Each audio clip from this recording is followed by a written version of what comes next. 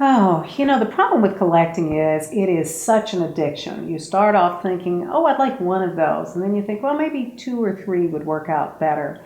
And then after a while, it gets to a point where it's just in your blood, and you find yourself reading up about artists, traveling to galleries to look at particular shows. And even when you think you've satisfied that last urge, there's always something else that's out there just waiting for you.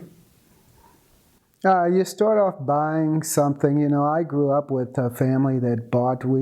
My family was full of music for the most part, but there were visual things on the wall. Probably the first collector I saw was a woman, Nalta Norton, here in Houston. And Nalta had Edsel Kramer portraits, and then she also collected the sailor mugs. But she was the first person I saw from a young age who identified an area and then collected in that area. Yeah.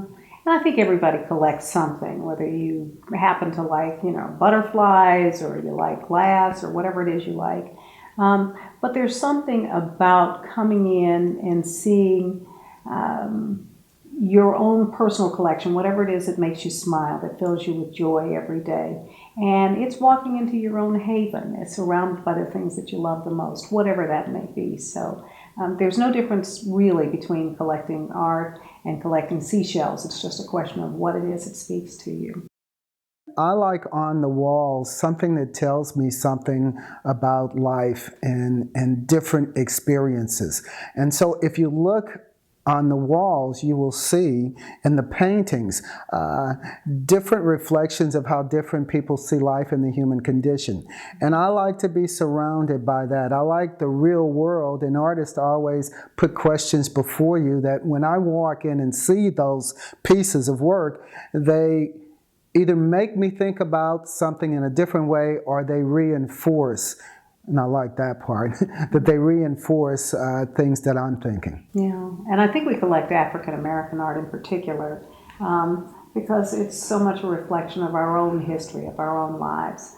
And everybody, to some extent, likes to be able to look at a painting and see something of themselves, or see something that they may recognize in it.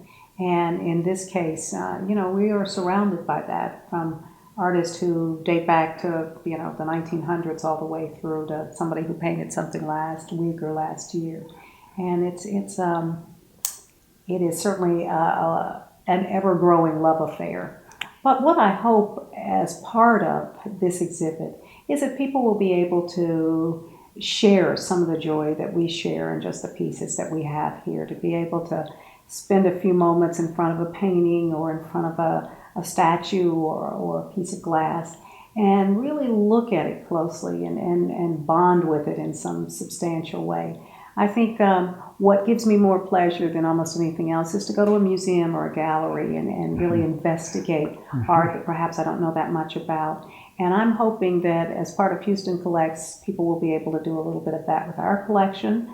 But I'm looking forward to being able to go see what everybody else has, too. I think that's part of the continuing joy of it, and I'm hoping that other people will derive some pleasure from this.